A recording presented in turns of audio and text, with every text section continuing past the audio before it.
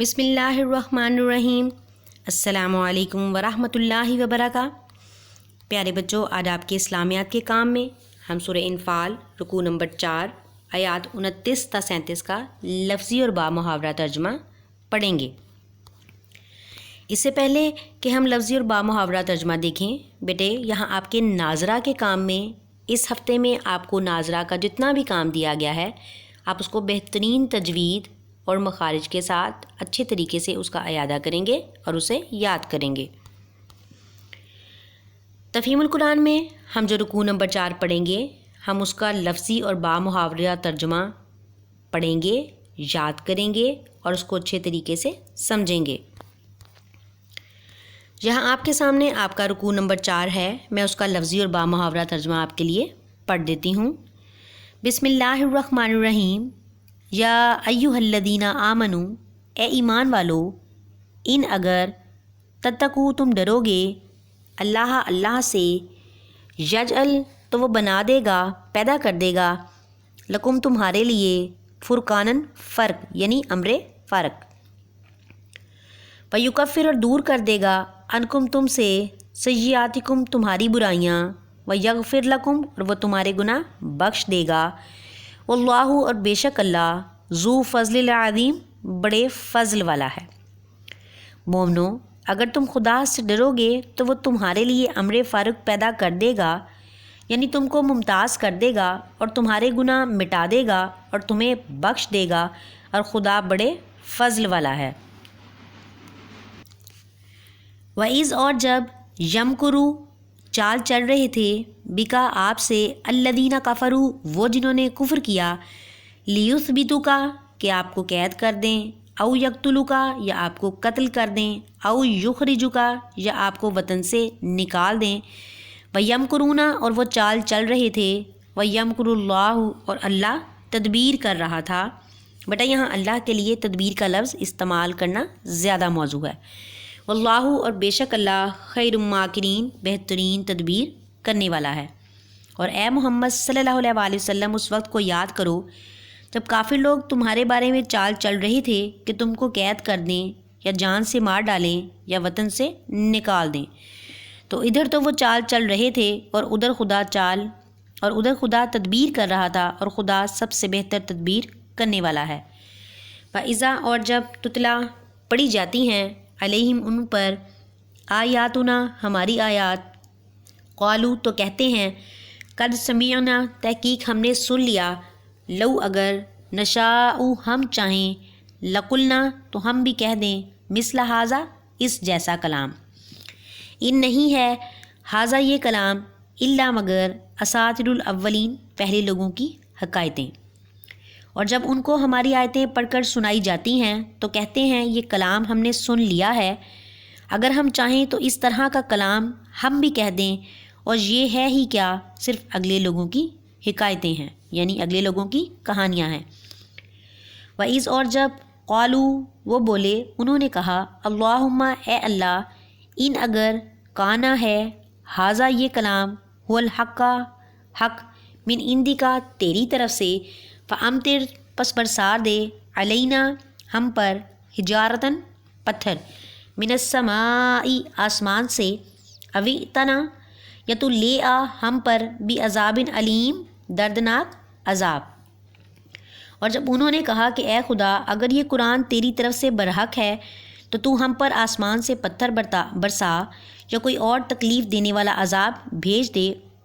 اور ماں نہیں، کانا تھا، اللہ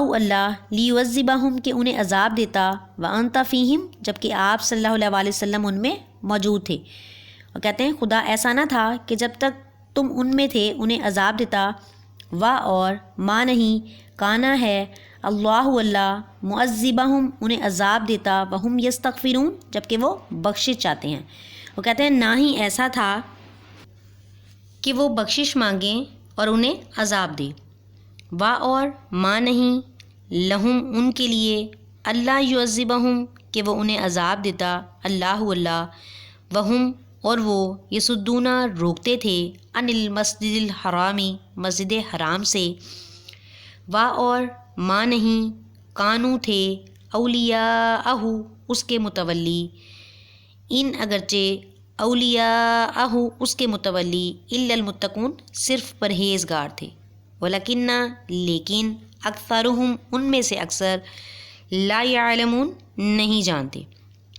کہتے ہیں اور اب ان کے لیے کون سی وجہ ہے کہ وہ انہیں عذاب نہ دے جبکہ وہ مسجد محترم میں نماز پڑھنے سے روکتے ہیں اور وہ اس مسجد کے متولی بھی نہیں، اس کے متولی تو صرف پرہیزگار ہیں، متولی مطلب اس کی نگرانی کرنے والے، اس کی رکھوالی کرنے والے، لیکن ان میں سے اکثر نہیں جانتے۔ وا اور ماں نہیں، کانا تھی، صلاتہم ان کی نماز، عند البیتی خانہ کعبہ کے نزدیک، الا مگر مکعن سیٹیاں، و تصدیہ اور تالیاں، تے سے تصدیہ اور تے سے تالیاں۔ فذوقوا پس تم چکھو العذاب عذاب کو، بما کنتم اس کے سبب، تکفرون جو تم کفر کرتے ہو۔ اور ان لوگوں کی نماز خانہ کعبہ کے پاس سیٹیاں اور تالیاں بجانے کے سوا اور کچھ نہ تھی، تو تم جو کفر کرتے تھے اب اس کے بدلے عذاب کا مزہ چکھو۔ ان الذین بے شک وہ لوگ، کفروا جنہوں نے کفر کیا، یونفقون وہ خرچ کرتے ہیں، بے شک وہ کافر جو اپنا مال خرچ کرتے ہیں، اموالہم اپنا مال، لیسدو کہ وہ روکیں، عن سبیل اللہ اللہ کے راستے سے، یعنی کافر اپنا مال اللہ کے راستے میں لوگوں کو خرچ کرنے سے روکتے ہیں، عن سبیل اللہ اللہ کے راستے میں، یعنی کافر اپنے مال اللہ کے راستے میں جانے والوں کے لیے روکنے کے لیے خرچ کرتے ہیں۔ فَسَيُنْفِقُونَهَا ثُمَّ تَكُونُ فَسَيُنْفِقُونَهَا پس وہ جو خرچ کرتے ہیں، ثُمَّ تَكُونُ ان کو ہوگی، علیہم ان پر، حسرتاً افسوس، حسرت، ثُمَّ يُغْلَبُونَ پھر وہ مغلوب ہو جائیں گے۔ کہتے ہیں پیچھے با محاورہ دیکھیے، کہتے ہیں جو لوگ کافر ہیں اپنا مال خرچ کرتے ہیں کہ لوگوں کو خدا کے رستے سے روکیں، سو ابھی اور مال خرچ کریں گے مگر آخر وہ خرچ کرنا ان کے لیے موجب افسوس ہوگا اور وہ مغلوب ہو جائیں گے۔